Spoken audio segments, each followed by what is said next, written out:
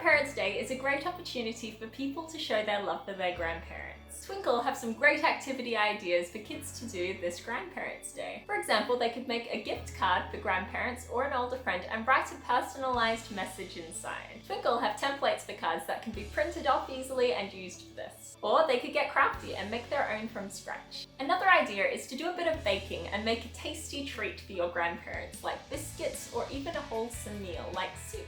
There are plenty of recipe cards and instructions on the Twinkl website if you get stuck and would like some more ideas. You could also interview a grandparent or an elderly friend. This can be a fun way to get to know your family a little bit better and discover interesting stories from your history. You could even write a fact file on your grandparents and then share it with the rest of the family. Of course, there are countless ways that you could show your grandparents or elderly friends that you care about them. Make sure you take a look around the Twinkl website for more ideas and have a beautiful Grandparents' Day.